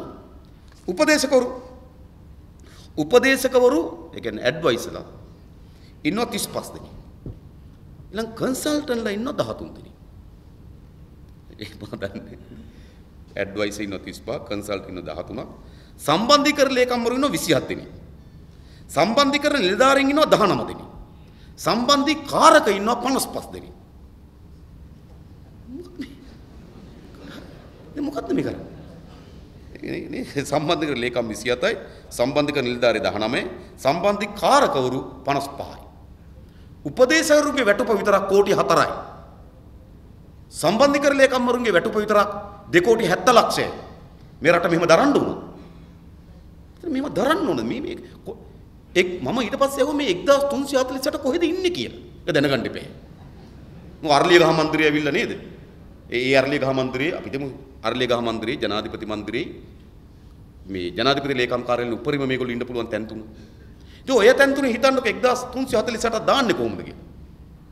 ඒ කියන්නේ මේ විදියට පේලි දාලා දෙන්න තිබ්බත් වාඩි වෙන්න බෑ. එහෙනම් මොකද්ද මේ කරලා තිබෙන්නේ? මේ එක දිස්ත්‍රික්කවල අයට මා දැක්ක එකේ මට නාම ලේඛනය කියන්න පුළුවන් අවශ්‍ය නම් උපදේශකයෝ. ඒක තමයි මම දැක්කේ රවින්ද්‍ර රන්දිනී මහත්මයා නේද? ඒගොල්ලෝ ඊටමත් ජනාධිපති උපදේශකවරු හැටියට ඉන්නේ. හරිද? ඉතින් ඒ විදිහට විශාල ප්‍රමාණයක් මේ කවුද පිල්ලයන් මැතිතුමා ජනාධිපති උපදේශකවරයෙක් හැටියට ඉන්නවා. මේක තමයි එලියන්ට වයිට් නෑ. ඒක විශේෂයෙන් බැලුවා. ඉතින් මම කියන්නේ දැන් මේ තනතුරු ගත්තොත් මිලින්ද මොරගොඩ මැතිතුමා එතකොට දැන් සමහර ඒවා දැන් මේවා තේරුම් ගන්න බෑ. දැන් රජීව් විජේසිංහ මහත්මයා ඔහු පාර්ලිමේන්තු මන්ත්‍රීවරයෙක්. ඒතර ඔහු කොහොමද උපදේශකවරයෙක් වෙන්නේ? එතකොට සජිනවාස් ගුණවර්ධන ඔහු පාර්ලිමේන්තු මන්ත්‍රීවරයෙක්. ඔහු ජනාධිපතිවරණයේ සම්බන්ධීකරණ ලේකම්වරයෙක් වෙන්නේ කොහොමද? අතුල විජේසිංහ පාර්ලිමේන්තු මන්ත්‍රීවරයෙක්, පළාත් මන්ත්‍රීවරයෙක්. ඔහු ජනාධිපති සම්බන්ධීකරණ ලේකම්වරයෙක් වෙන්නේ කොහොමද? මේ ගණනාවක් තනතුරු ගණනාවක් ඔබවන පුද්ගලයන් මේක ඇතුළු කරගෙන තිබෙනවා. ඒ නිසා ඒ වෙනුවෙන් කීපි තවම නැහැ. ඉතින් ඒ කියන්නේ මෙහෙම තියෙනවා. ඒ කියන්නේ ජනාධිපතිවරයාට අර ලැයිස්තුවට දාලා නිල වශයෙන් උපදේශකරු ඉන්නවා. ඒ වගේම දැන් ඒවා නිල ගනුදෙනු. හැබැයි සමහර ගනුදෙනු නොනිල ගනුදෙනු. ඉතින් මම කියන්නේ රත්තරන් තොගේ නොනිල ගනුදෙනු. නැව් ප්‍රමාණය නොනිල ගනුදෙනු. බැංකුවල තිබුණ අයයි කියපු මුදල් නොනිල ගනුදෙනු. ඒ නිසා ඒවා නිල වශයෙන් මේකට දාන්නේ. ඒ නිසා ඒවා අහන්න වෙන්නේ නොනිල උපදේශකරු කවුද කියලා අහලා තමයි කවදා හරි ගන්න වෙන්නේ. ඒත් මේ පාර්ලිමේන්තුව ගන්න බැරි වෙයි. මම කියන්නේ එතකොට අපි මෙහෙම දරන්න ඕනද? මෙහෙම දරන්න ඕනද? කෝටි 134ක් මිලියන 1340ක් මේ 1348ක් වූ කාර්ය මණ්ඩලයක් නඩත්තු කරන්න. මේකේ නෝද ගෘහ සේවකවරු උයන් පල්ලු හරිද? මේක මේ කියන්න වෙලාවක් නෑ හරි. උයන් පල්ලු ඊට පස්සේ මොනවද කසල සෝදකයෝ මෝටර් සයිකල් හොදන අය වාහන හොදන වෙනම ඉන්නවා. බයිසිකල් සෝදක. හරිද? වාහන සෝදකලා ඉන්න 4 දිනෙක දුකුයිද? බයිසිකල් සෝදකලා ඉන්න 3 දිනෙක දුකුයිද? මොකක්ද මේ කරලා තියෙන්නේ? ඔව් ඉතින් මේ නෑ පුෂ්පා රාජපක්ෂ එයාත් ඉන්න හොඳේ. මම දන්නේ මේ බෙසි රාජපක්ෂගේ බිරිඳ මම හිතන්නේ පුෂ්ප එයාවි කියලා මම හිතනවා. සම්පූර්ණ උත්තරය ඉතින් පුෂ්පා රාජපක්ෂ විතරයි නම තින්නේ. ඉතින් මම මේ කියන්නේ ඒකයි. කියන්නේ මේ මහා ධනයක් මේ තනතුරක් නඩත්තු කිරීම වෙනුවෙන් මහා ධනයක් ගෙවන්න වෙලා තියෙනවා මහජනයාට. ඒව අපි කොහොමද මිල කෙරෙන්නේ? දැන් බලන්න මම පාර්ලිමේන්තු ප්‍රශ්නයක් දාලා තියෙන්නේ. දැන් අපේ රටේ සම්ප්‍රදායක් හැටියට අර්ලියගහ මන්දිරේ හිටියේ අගමැතිවරයා. ජනාධිපති මන්දිරේ හිටියේ ජනාධිපතිවරයා. දැන් මොකද වෙලා තියෙන්නේ? දැන් දෙකේම ජනාධිපතිවරයා. ඇත්තටම නඩුවක් දාන්න පුළුවන් පොදු දේපල අපහරණය පිළිබඳ නඩුවකට යන්න පුළුවන්. අප නැහැ. හැබැයි නඩු කියන්නේ කාත් එක්කද? නඩු දාන්න බෑනේ. නැත්නම් පොදු දේපල අපහරණය. මේක තමයි මොකද ජනාධිපති මන්දිරේ නිල වශයෙන් ජනාධිපතිවරයාට අගමැති මන්දිරේ නිල වශයෙන් අගමැතිවරයාට නේද? ඒ විතරක්. මුලදම් තව මන්දිර ගණනාවක් හදනවා. කතරගම මන්දිරයක් හදනවා, ඇබිලිපිටිය මන්දිරයක් හදනවා, කංකසතුරේ මන්දිරයක් හදනවා, අණ්ඩවරේ මන්දිරේ ලොකු කරලා හැදුවා, නුවර මන්දිරේ ලොකු කරලා හැදුවා, නුවර එළිය මන්දිරයක් තියෙනවා. ඉතින් මන්දිරම තියෙනවා නේද? මයංගනේ මන්දිරේ ලොකු කරලා හැදුවා. ඒතර කතරගම, ඇබිලිපිටිය, මයංගනේ, කංකසතුරේ ඊට පස්සේ අනුරාධපුර, නුවර නේද කොළඹ දෙකයි. එහෙනම් මන්දිර 9ක් තියෙනවා. අපි එන්නේ මොකටද? දැන් උපරිම යාපනයේනේ. උපරිම යාපනයට යන්න හෙලිකොප්ටර් යන විනාඩි 45යි. එන්න විනාඩි 45යි. පැය එකමාරයි. පැය එකමාරට මන්දිරයක් මොකටද එතන? එහෙනම් අපිට පොළගාවින් ගියක් ගන්න වෙනවා. පොළට ගිහින් එන්න පැය දෙකක් විතර යනවනේ නිකන්. ඒක කල්පනා කරලා. දැන් අපි එනම් පොළගාවින් ගියක් ගන්න වෙන්නේ. මොකද්ද මේ? මේ මන්දිර 9ක්. මම මේ කියන්නේ වෙන කතාවක් මම මේ කියන්නේ. මන්දිර 9ක් ගොඩනගාගෙන. ඊට පස්සේ පවුලේ සියලු දෙනා ඊටමත් වැදගත් ස්ථානවල ස්ථානගත කරගෙන මහජන මුදල් 48ක් පාලනය කරමින් රටේ සිද්ධ වෙන ප්‍රධාන සියලු ව්‍යාපෘති ඔවුන්ගේ අතට ගනිමින් විදේශ සේවා ඔවුන්ගේ පවුල අතට ග්‍රහණය කරමින් මේ රාජපක්ෂ මහත්තයා සැරසෙන්නේ මොකටද? මේ යන්නද? මේ යන්න නෙවෙයි. ඒකයි මේකේ වැදගත් සාධකය. මේ ඔක්කොගෙම පෙන්눔 කරමින් තිබෙන්නේ ඔහු සැලසුම සකස් කොටගෙන තිබෙන්නේ යන්න නෙවෙයි. විශේෂයෙන් මේ පවුලට ගිහිල්ලා ඉන්න බෑ. රනිල් වික්‍රමසිංහ මැතිතුමාගේ වෙන අඩුපාඩුකම් තිබෙනවා. ඔහුට බලය නැතුව ඉන්න පුළුවන්. චන්ද්‍රිකා කුමාරතුංග මැතිණිට බලය නැතුව ඉන්න පුළුවන්. එතුමිට පුළුවන් අත්තන ගල්ලේ බලවුවට ගිහිල්ලා පොතක් බල බල ඉන්න පුළුවන් එතුමිට. බලය යගේ වෙන අඩුපාඩුකම්. හැබැයි මේ පවුලට බලය නැතුව ඉන්න බෑ. ඒ නිසා දැන් අපි හිතනවා මේ සෙල්ලම තිබෙන මේ ව්‍යවස්ථාව ඇතුලේ ව්‍යවස්ථාව ඇතුලේ හරඹය අපි කරමු. ව්‍යවස්ථා සංශෝධනය සඳහා අපි කරන පොරබැදීම අපි කරමු. ඒක පිළිබඳ අපිට වාදයක් නැහැ. හැබැයි අපි ඉතා හොඳ යථාර්ථවාදී අදහසකට එන්න ඕන. මේ සැරසෙමින් තිබෙන්නේ යන්න නෙවෙයි. ගිහිල්ලා කොහෙද ඉන්නේ? ඔයගොල්ලෝ කල්පනා කරලා කොහොමද මේ බලයක් අත්පත් කරගන්නේ? ඒ කියන්නේ ජනාධිපතිවරයා ඔහු 1970 වෙනිදා දේශපාලනය කරලා ඔහුගේ පිළිගන්න පුළුවන්. අපිට ඔහු ජනාධිපති.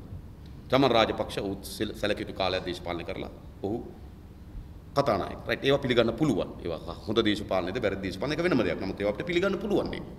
හැබැයි අපි කොහොමද පිළිගන්නේ මුළු ආර්ථිකයම බැසිල් රාජපක්ෂ අතර ගන්නකොට? කොහොමද අපි පිළිගන්නේ මුළු ආරක්ෂාවත් නාගරික සංවර්ධනයත් ඉන්නේ එප්පට යන බලයක ගෝඨාභය රාජපක්ෂ අතර ගන්න එක කොහොමද පිළිගන්නේ? රටේ දෙවනි ජනාධිපතිවරයා හැටියට ඊටත් වඩා අසීමිත බලයක් සහිත නාමල් රාජපක්ෂ හැසිරෙන එක අපි කොහොමද පිළිගන්නේ? එයා ලංකේගේ සභාපති ධූරේ සිරන්ති මැතිණියගේ අයියට ලැබෙන එක අපි කොහොමද පිළිගන්නේ? වියානවල තානාපති ධූරේ සිරන්ති මහත්මියගේ මල්ලිට ලැබෙන එක අපි කොහොමද පිළිගන්නේ? රුසියාවේ තානාපති ධූරේ මහින්ද මහත්තයාගේ පුංචි අම්මගේ පුතා උදයංග වික්‍රමතුංගට ලැබෙන එක අපි කොහොමද පිළිගන්නේ? එයා ලංකේගේ අධ්‍යක්ෂ මණ්ඩලයට චමන් රාජපක්ෂ මැතිතුමාගේ දෙවෙනි පුතා එන එක කොහොමද අපි පිළිගන්නේ? ඌවේ මහමැතිකම සසේන්ද්‍ර රාජපක්ෂ යන එක කොහොමද ගොඩනැගෙන්නේ? නාවික හමුදාවේ කැඩට් නිලධාරිය මුළු නාවික හමුදාවම පාලනය කරන තරමට බලයක් එක්රැස් වෙන එක කොහොමද පිළිගන්නේ? ඒක පිළිගන්න බෑනේ. හැබැයි බලය අත්පත් කරගන්නේ මොකද? ඒ බලය සියල්ල අත්පත් කරගෙන තිබෙන්නේ යන්න සූදානම් පවුලක් ලෙස නෙවෙයි. මේක තමයි මේකේ තියෙන මේ 18 වෙනි සංශෝධන අභිප්‍රායයක නේද? මොකද ඔබ හිතන්න කවර හෝ පාලකෙක් අවුරුදු 18ක් රට පාලනය කළ යුතුද? කවර කෙනෙක්? හිතන්නේ කිසිදු රටක අවුරුදු 18ක් රට පාලනය කරන්න ඕනේ.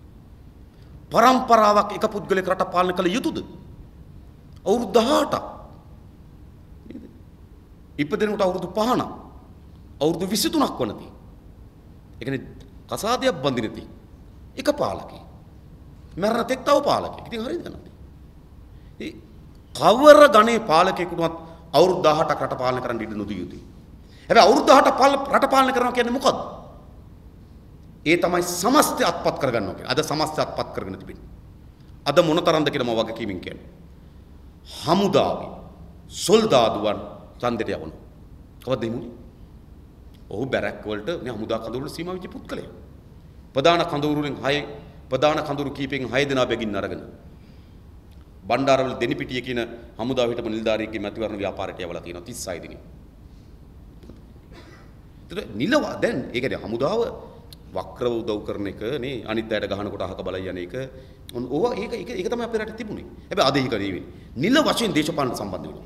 නිල වශයෙන් කැන්වසින් වලට යනවා. හමුදා කඳවුරකට නියෝගයක් එන්න ඔබ හිතන්න. 6 දෙනෙක් නිදහස් කරන්න නියෝගයක් එන්නේ කොහොමද? ඒක කෙලින්ම ඉහළ අස්සේ කතා කරලා හමුදා කඳවුරට කියන්න බෑ. හමුදා කඳවුරේ තියෙන නියෝගනේ කටිපාට.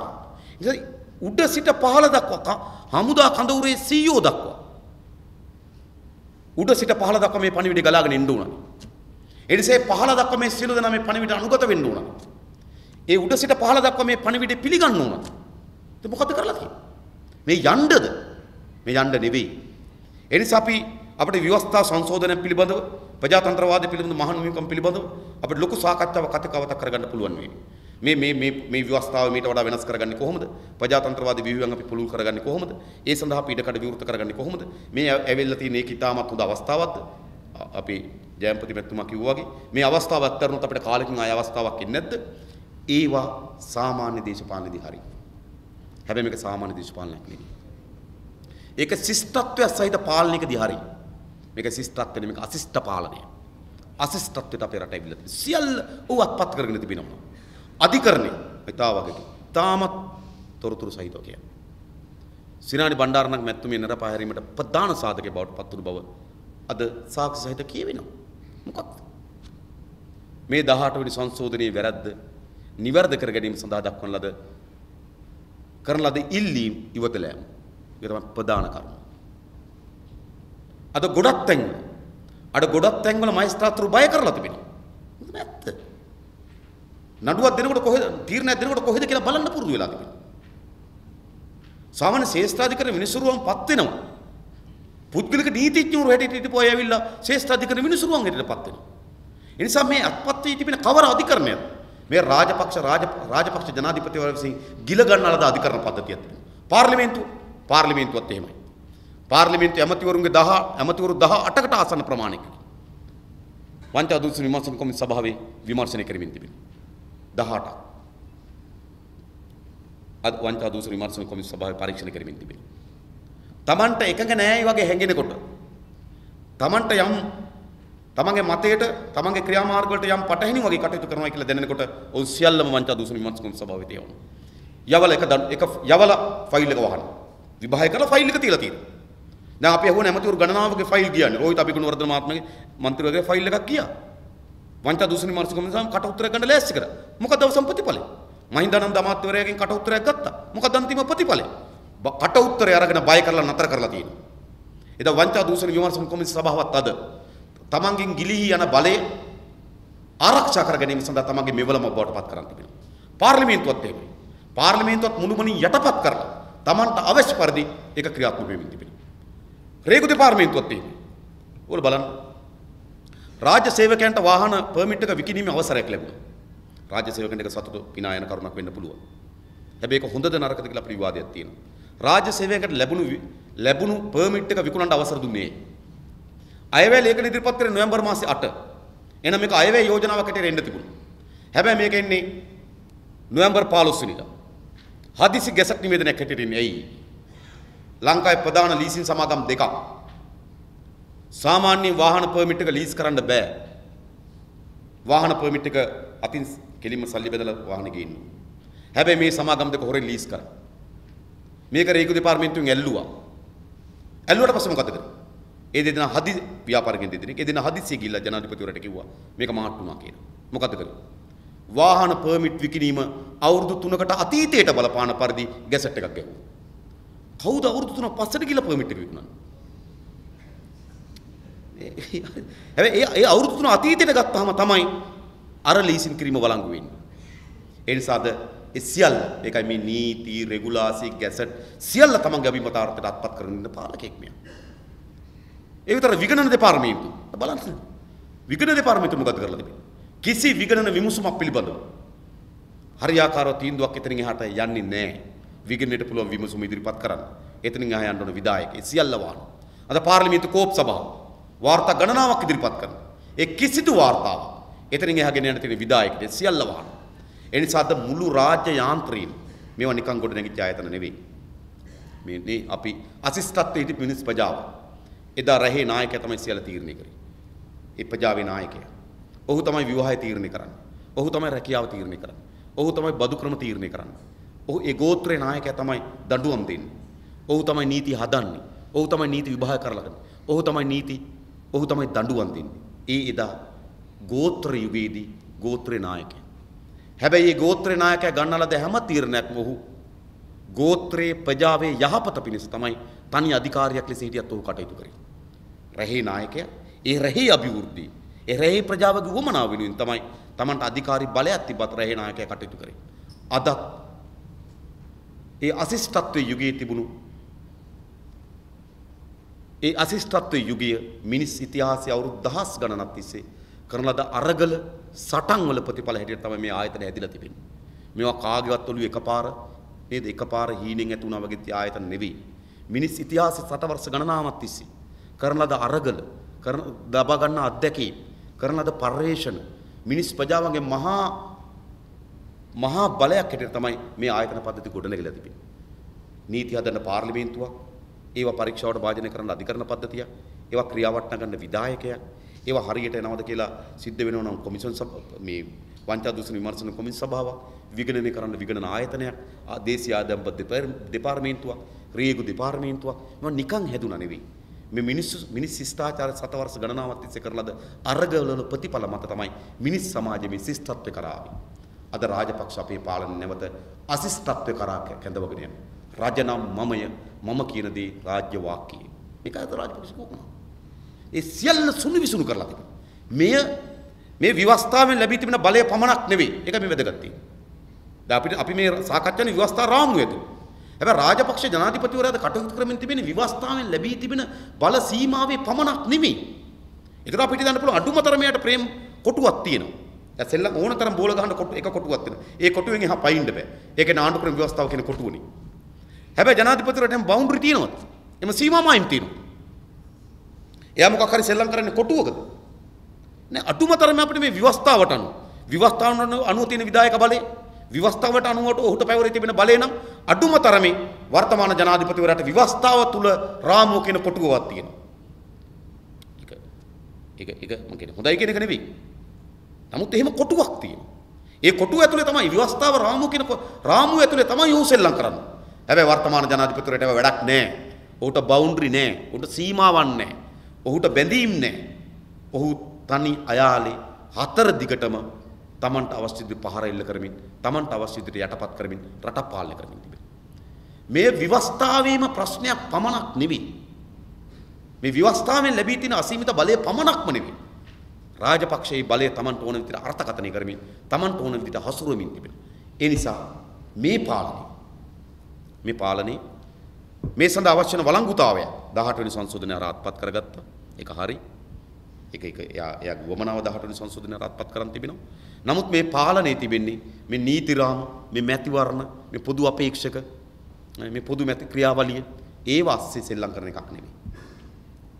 මේක තියෙන එතනින් ඔබට යන මහජන ව්‍යාපාරයක් ගොඩනගිය යුතුයි. මෙතන ඉතුරු වී තිබෙන්නේ සරල ආණ්ඩු පෙරලියක් කියන තැනක නෙවෙයි. අපි කියන රෙජීම් චේන්ජ් නේ සරල පාලන ක්‍රමයේ වෙනසක් නෙවෙයි. මෙතන ඊට වඩා ගැඹුරු ප්‍රශ්නයක් තියෙනවා. ඔහුගේ පවුල බූවල්ලා වගේ මේ රාජපක්ෂ බූවල්ලෙක් ඉන්නේ. රාජපක්ෂ බූවල්ලා වගේ හැම අණ්ඩක්ම හැම අස්සකටම රිංගලා අත්පත් කරගෙන තිබෙනවා. හමුදාව අස්සට රිංගලා, පොලිසිය අස්සට රිංගලා, විදේශ සේවය අස්සට රිංගලා, විගණන දෙපාර්තමේන්තුව අස්සට රිංගලා, රේගු දෙපාර්තමේන්තුව අස්සට රිංගලා, පාර්ලිමේන්තුව අස්සට රිංගලා, වංචා දුෂ්කරම සභාව අස්සට රිංගලා, රටේ වැදගත් ප්‍රජාතන්ත්‍රවාද යහපාලන මානවිකයන් සුරක්ෂිත කිරීම සඳහා තියෙන සියලු ආයතන වලට මේ බූවල්ලාගේ අඬු විහිදුවලා තියෙනවා. ඔහු සියල්ල අත්පත් කරගෙන තිබෙනවා. ඒ නිසා මේක මැතිවරණ කියන අඬුවෙන් පමණක් රාජපක්ෂ පාලනය ඉදිරි වෙයි කියලා අපි හිතා. රාජපක්ෂ පාලනය සෙල්ලම් කරන්න ලෑස්ති කියලා අපිට පේන්නේ. ඔහු එතනින් එහා යන ක්‍රියාදාමයකට උනත් අවශ්‍ය වෙන වටපිටාවක් සකස් කරන බව තමයි පෙන්වුම් කරමින් තිබෙන්නේ. ඒ නිසා අද තිබෙන්නේ විවස්ථාවක් සකස් කර ගැනීම සඳහා මීට වඩා ප්‍රජාතන්ත්‍රවාදී මානවිකයන් සුරක්ෂණ ව්‍යවස්ථාව සටහන් කර ගැනීම සඳහා මතයක් ගොඩනගමු. ප්‍රබල මතයක් බවට පත් කරගමු. ජයන්පති මැතිතුමා කිව්වා දැන් අතීතේ පාඩම් වැදගත්. අතීතේ පාඩම් වැදගත්. ඉතින් අතීතේ මොකද අතීතයේ සිදුවීම් ඒවා අත්දැකීම් බවට පත් කරගන්නේ නැත්නම් ඒවා සිදුවීම් විතරයි.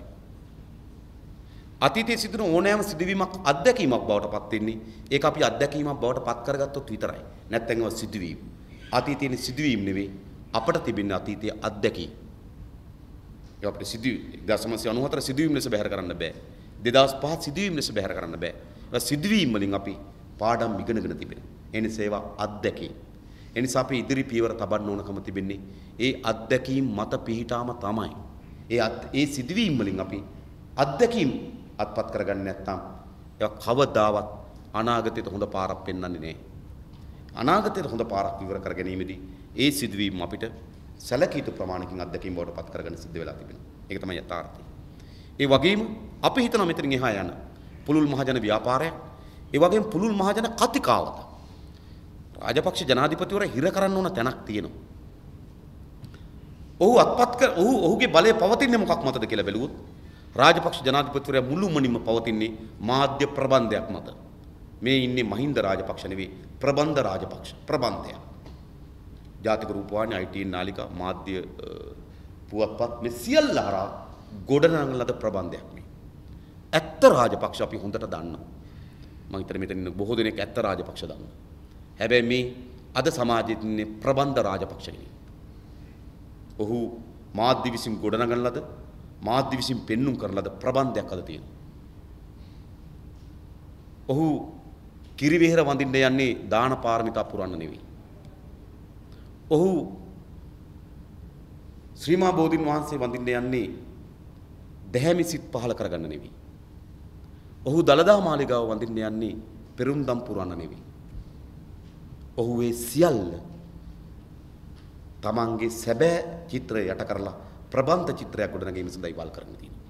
නම් මේ සියල්ල ඔහුගේ සියල්ල ඔය වේදිකාවේ කතාවක්, ඔහුගේ හැසිරීමක්, ඔහුගේ සිල් ගැනීමක්, ඔහුගේ බණ ඇසීමක්, ඔහුගේ පන්සල් වන්දනාමාන කිරීමක් මේ සියල්ල ඔහු විසින් ගොඩනගන ලද ප්‍රබන්ධයක් පෝෂණය කිරීම සඳහා උත්සාහ කරමින් තිබෙනවා.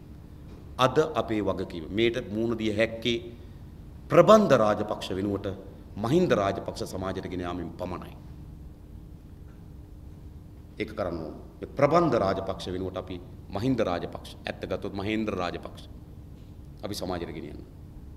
නේද? පර්සි මහේන්ද්‍ර රාජපක්ෂ සමාජයට ගෙනියන්න. අද මේ ප්‍රබන්ධයක් ගොඩනගලා තිබෙනවා. ඔහු මේ සියලු බඩපිනුම් ගන්න.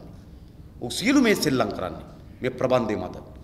ජනතාව මුසපත් කරපු, ජනතාව අන්ධ භක්තියටපත් කරපු, ජනතාව අර කුල්මත් කරන ලද ප්‍රබන්ධ නාටකයක් මේකද. මේ ප්‍රබන්ධය ඉලදරුණු කරන තාක්කල් මම හිතන්නේ අපිට ව්‍යවස්ථා සංශෝධන ගැන කතා කර ඉන්න පුළුවන් වෙයි. දැන් තියෙන අභියෝගය මෙන්න මේ ප්‍රබන්ධය. ප්‍රබන්ධ මහින්ද නේද? ප්‍රබන්ධයෙන් මහින්ද වෙන්කොට මහින්ද වෙන්ව පෙන්නනේ. මම හිතන්නේ ඒක අසීරුයි. මේ මාධ්‍ය ගොඩක් තිබ්බට ඔබ අද ගිහිල්ලා බලන්න. මේ මාධ්‍ය ගොඩක් තිබ්බට මේ රාජපක්ෂ ගැන එක වචනයක් යන්නේ සහතිකයි. මේ මාධ්‍ය මහතුරුගේ වැරද්ද නෙවෙයි. මේ මාධ්‍ය මහතුරුගේ වැරද්ද නෙවෙයි. මේ මාධ්‍ය මහතුරුගේ වැරද්ද නෙවෙයි. උන් පීඩාවට පත් කරලා තිබෙනවා. මා දන්නවද එක්තරා රූපවාහිනී නාලිකාවක ඌව පිළිබඳ විශේෂම වැඩසටහනක් ගියා ඊයේ වෙනකන් ගියා. අද ඉඳන් ඒක නෑ බලන්න. අද ඉඳන් ඒක නෑ. උදේ තමයි නියෝගය ආවේ ඒක අයින් කරන්න කියලා. හරිද? මේ ඇත්ත කතා හරිද? ඒ නිසා මේ ඒ කියන්නේ එයාගේ මුළු පාලනයම බලන්න. මුළු පාලනයම බලන්න.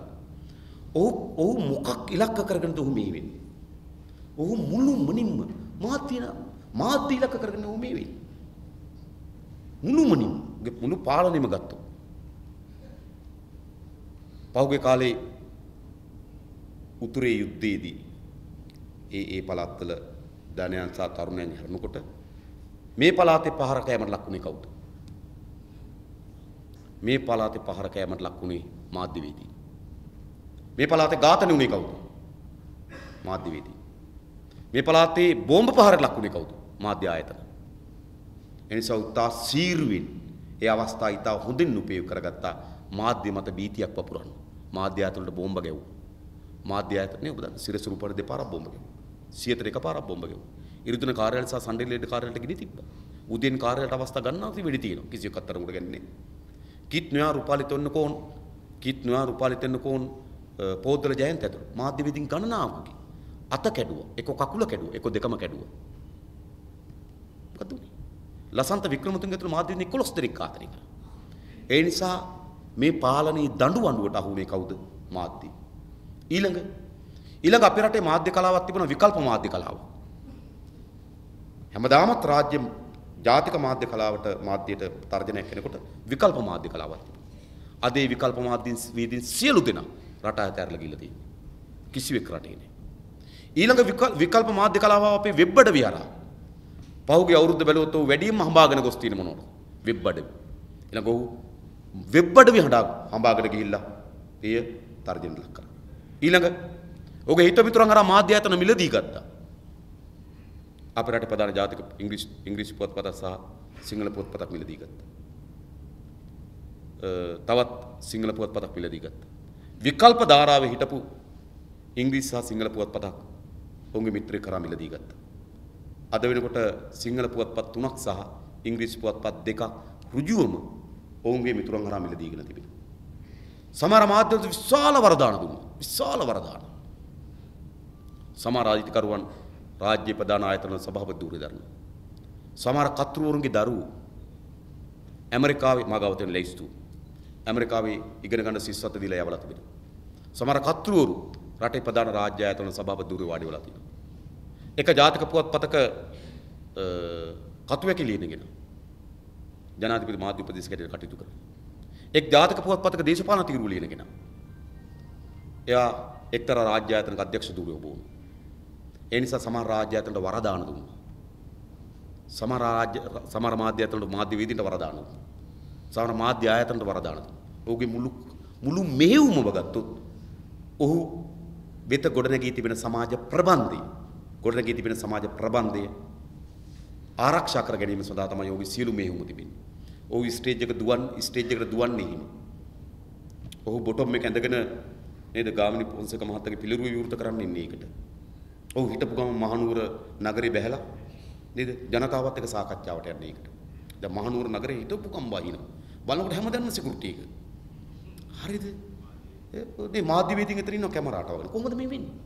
ඒ නිසා ඔහුගේ මුළු පැවැත්මම සකස් කර තිබෙන්නේ මේ ප්‍රබන්ධය ආරක්ෂා කරගන්න. අද රටේ ජනතාවගේ වගකීම තමයි මේ ප්‍රබන්ධය ඉලිදරව් කරන්නේ. මේ ප්‍රබන්ධය. එහෙනම් අපි හිතුවා මාධ්‍ය පුළුල් වෙනකොට නේද? මාධ්‍ය වඩාත් වැඩින් ජනතාවට සමීප වෙනකොට රූපවාහිනානිකා ගොඩ නැගෙනකොට වඩාත් හොඳින් සමාජයේ කතිකාවතකට සමාජයට මතයන් ගෙන යන ඉතා හොඳ ඉද ප්‍රස්ථාන නිර්මාණය වෙයි කියලා. හැබැයි එහෙම නෙවෙයි උනේ අනිත් පැත්ත සිදු වී තිබෙන අපේ රටේ. මේ තාක්ෂණයේ මේ විද්‍යාවේ එහෙම නැත්නම් මේ උපකරණවල මේ මාධ්‍ය කලාවේ සිද්ධ වෙච්ච සියලු දියුණුකම් සියලු වර්ධනය ඔහු අත්පත් කරගෙන තිබෙනවා ඔහුගේ ප්‍රබන්ධය ගොඩ නැගීම වෙන්නේ. ඒ නිසා තමයි ජාතික රූපවාහිනියට වඩා ප්‍රබල මාධ්‍ය ඒකකයක් ජනාධිපතිවරු සතු තිබෙනවා. ජාතික රූපවාහිනියට වඩා ප්‍රබල මාධ්‍ය ඒකකයක් තිබෙනවා. ඒ නිසා අපි හරියට තීරුම් ගන්න ඕන මොහුගේ පැවැත්ම තිබෙන්නේ ප්‍රබන්ධයක් මත. ඒ නිසා මේ ප්‍රබන්ධය ඉලිදරව් කිරීම තමයි අද අපේ වගකීම. විවස්ථාව තුලිනුත් ඒ ප්‍රශ්නත් අපි ඔක්කොම ගන්න ඕන. විවස්ථාවේ වාක්‍ය ඛණ්ඩ ඇතුළට නෙවෙයි. විවස්ථාවේ ඡේද ඛණ්ඩ ඇටියට නෙවෙයි එලිදරව් කරන්න මත. ඒ එලිදරව් කිරීමෙන් තොරව මම හිතන්නේ මේ සමාජෙට ඉස්සරහට යන්න පුළුවන් වෙයි කියලා. ඒ මත තමයි මේ සියල්ල රඳා පවතින්නේ. මේ ප්‍රබන්ධෙම තියෙන ප්‍රබන්ධ එලිදරව් කරන්න ඕන. විශාල වාක්‍ය.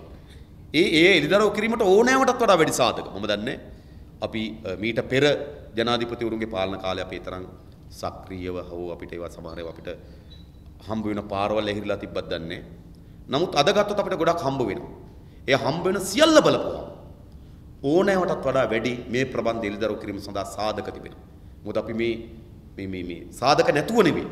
අධිකරණයේ මැදිහත් වීමට සාධක නැද්ද? පාර්ලිමේන්තුව නිෂ්ක්‍රිය කිරීමට සාධක නැද්ද? රට සවාරි යන එකේ වියදම් වල සාධක නැද්ද? මහා මුදල් නාස්තියක් කරන එකේ සාධක නැද්ද? තමන්ගේ ඒ කියන්නේ ජනාධිපතිවරයාගේ පුද්ගලික වැය ශීර්ෂය කෝටි 853ක් වෙනකොට ඒක සාධකයක් නෙවෙයිද? තමගේ කාර්ය මණ්ඩලය 1348ක් වෙනකොට ඒක සාධකයක් නෙවෙයිද? තමගේ කාර්ය මණ්ඩලය වෙනුවෙන් වියදම මිලියන 1340ක් වෙනකොට ඒක සාධකයක් නෙවෙයිද? තමගේ ඥාතීන් හැමතැනම තහවුරු කරලා තිබුණකොට ඒක සාධකයක් නෙවෙයිද? මේක බිඳින්න පුළුවන් සාධකයක් තිබෙනවා. ඕනතරම් සාධක තිබෙනවා. හැබැයි ඒවා සමාජයේ සම්ප්‍රේෂණය වෙන එක වළක්වලා තිබෙනවා. අපේ හමුවේ තිබෙන්නේ සමාජ විත ගෙන යනවා.